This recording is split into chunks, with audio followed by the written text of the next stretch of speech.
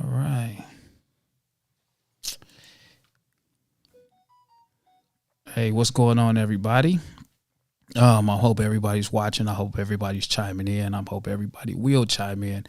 Today, I have a special guest in the house today. Many of you guys possibly have heard the name. If you have not seen the individual, here's your chance to actually see and hear from one of the community leaders that's out here every day in the streets, in the community, speaking up for us. Today, I got the minister, Malik Shabazz, on the show today. So y'all make sure y'all give him a warm round of applause.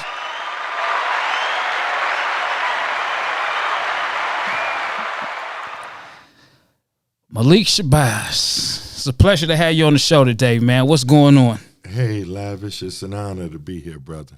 Oh, man, thanks. I appreciate you coming. I appreciate you giving me your time, today on a Sunday when you could be doing a lot of other things, man. But while I got you on the show, it's a lot of stuff that I want to talk to you about. I want to, get down and pretty much let people who's watching know exactly who you are and the things that you do within the community. But first, tell us a little bit about yourself, man. And when I say about yourself, I'm speaking as far as early childhood development, growing up in the city, because I'm going to assume that you were born and raised, you're a Detroiter all your life. So give us a little bit about your background, your early days before becoming a community activist. Well, there's really not much to brag on me about. I came up like so many of us have in the past, today, and present day. The dichotomy of good and bad.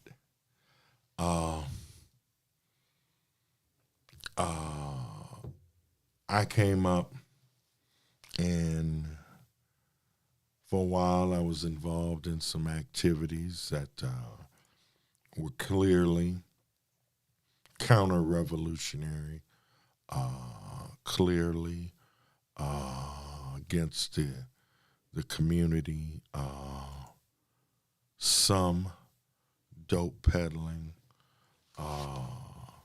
stealing cars, breaking into houses, cat juggling women, using all kind of drugs. And on the one hand, I didn't have to because on one hand, my family in many ways was privileged. On the other hand, death, destruction, self-hatred, oppression hits us all. You follow me? Mm-hmm. It hits us all. You can't escape being black. You can't escape the systems of white supremacy, the television, my heroes were Clark Gable, Tarzan, Shirley Temple. I wanted her. I mean, I just looked, but I wanted her. Okay. Keith Sweat. I want that girl. I want her. Yeah. The Rifleman, Chuck Connor, John Wayne. These were heroes in many ways. And you get caught up into activities. You get caught up into anti-community, anti-black mindset, things, pain. We all suffer trauma. All of us are broken human beings. Some are completely broken, others are partially broken. But all of us are broken human beings to various degrees, and we seek drugs, alcohol, sex, partying, tossing it up and all that as an escape. Okay. So we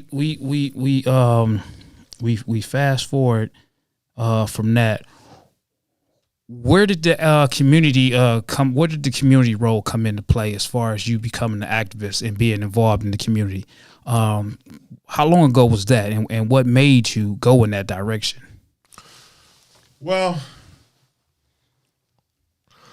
while being part criminal and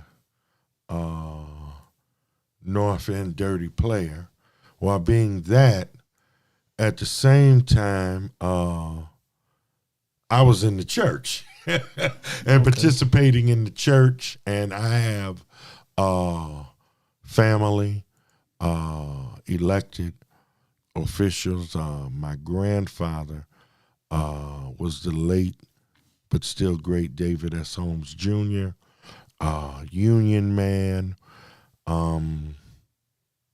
state rep for 38, 37 years, don't quote me, state senator for maybe 25 years, the founder of the Michigan Democratic Black Caucus, the creator of the Holmes, I always get it wrong, Youthful Trainee Act or Youthful Offender Act, basically where the judge can send you up the river, the judge can send you to a boot camp temporarily, or the judge can make you write reports and go get your high school diploma or your GED, pass drug tests, and not go to prison and have a clean record. That's my grandfather. My grandmother, Avis Holmes, ran Detroit nonprofit housing for almost 50 years, where they worked to help people, poor people, couples, people just getting started in life to stay in their home. And they didn't charge you or anything for that. So I was like a mixture. Okay. You have the Lord on one shoulder, and you got Satan on the other, and both of them in my ear. Yeah, that's pretty much every day. I think we all go through that battle, fighting those demons, the good versus the bad. Which one are we gonna lean towards at that particular moment or whatnot? Yes. So you coming out making a change in the community. I mean, where was that? What was that start at? Well, what got you so involved? Again, I was partially involved because of family, and also tearing up too. Part of the tear down crew as well. The pathology, both shoulders. Okay. But 1983, I saw the Honorable Jeramogi Abebe Ajiman, the father of Black Christian nationalism, Pan-African Orthodox Christian Church, Shrines of the Black Madonna, a little short, high yellow, light as a skin, as a banana, Black man talking. I was afraid for his life. Okay. Hearing him talk, the way he was talking. And I guess I just got started from there, Shrines of the Black Madonna. And I have continued on since then. That was 1983. I also got heavily involved in the anti-apartheid Free South Africa, proper name Tanzania, movement. I got heavily involved there. And it just progressed, you know. It just progressed through time. Many organizations, many people have come and gone, ancestors, great people took time with me, giants. And, you know, you get in trouble when you start naming people. Yeah, no, I wouldn't have thought that you was back in the '80s, to be honest with you. Yes, sir. I didn't know that it started back then. At least for you. I mean, I'm fairly new on the scene as far as getting out here. So this is new history for me to hear it from you, to learn how long you've been out here and where you're at now. It's interesting, and I'm glad I got a chance to actually sit here and talk about the movement and your growth. So about the Marcus Garvey movement, share some insight about that. What is that? Is that because I see the Marcus Garvey movement, but then also see the new Black Panther? Are those tied in together? Yes, we are one and the same. We are Garveyites, and we are Black Panthers.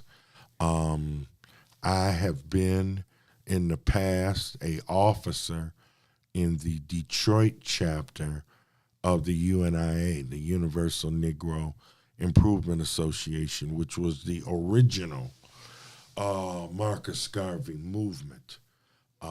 Started in 1914 by Mr. Garvey. No, I'm wrong on that date. My mind, I'm getting old. I was an officer here, and things didn't go well. I won't go into it. I won't cast.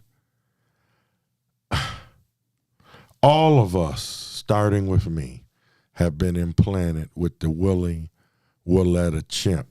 Now, we can debate whether if the Willie Lynch, the enslavement master, ever actually existed or not in a physical form, but the actions, the miseducation, the misleading, all that, the program is real, and it's inside of all of us. So, we ended up needing to start something that we felt would be more active. I didn't want to sit around and talk about how great the Honorable Marcus Garvey was. And he was the GOAT. And no one has come close to the works of him and his movement 100 years ago. Here we are 100 years up from Mr. Garvey, with all kinds of cars and planes that ain't just propeller, and faxes and emails and the gram and Twitter and Facebook and this and that. And we have not come anywhere near to the work that they did 100 years ago. But I didn't want to sit around and just talk about Garvey. I wanted to do it. But we're also Black Panthers. Minister and Dr. Khalid Muhammad is one of my teachers. And we're Black Panthers too. And I was formerly an officer in the new Black Panther Party. But we're still allied. All Panthers are Panthers. All Black Panthers are Black Panthers. And we're still allied. And I'm glad 2 days ago, I had an hour-long conversation with attorney Malik Shabazz out of Washington, D.C. And we had a great conversation. I think you're going to, COVID ever recedes better or whatever, you're going to see some things. Again, all Black Panther organizations, movements, and there are over 50 different separate ones. Most people don't know it. 2008, 2009, National Geographic did a story on the Black Panthers. Okay. They did the original Black Panthers, they did the new Black Panther Party, and they did us, the Marcus Garvey Black Panther Nation or Black Panther Movement. They covered us as the three most well-known or whatnot groups. But all Panther groups are trying to come together as one, and all Black conscious organizations need to come together as one. Black people need to come together as one. But yeah, we're Garveyites. We're Black Panthers.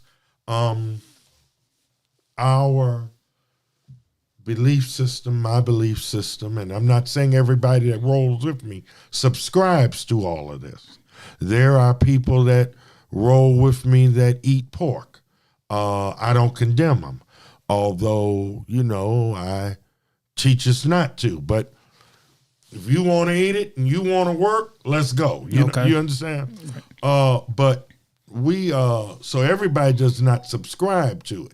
But the philosophy is revolutionary, Pan-African, Pan-American, Black nationalism. Revolution meaning complete, constructive, total, cosmic change. That's coming from the Honorable Elijah Muhammad and Dr. Khalid Muhammad adding to it. Complete, constructive, total change. Pan-African, all Black people.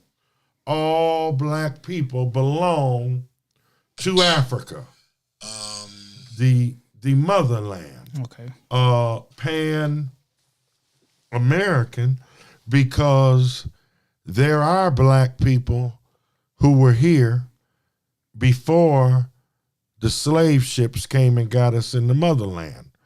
We are indigenous to every inch of terra firma on this planet. The only person who is native, natural, indigenous to every land on this earth is the Black man, Black woman, and child. And of course, Black, we're Black people, and nationalism as in wanting to form a nation. The Honorable Jaramogi Abebe Ajiman, the Honorable Elijah Muhammad, the Republic of New Africa, New African People's Organization, late but still great Chokwe Lumumba, Kwame Kenyatta,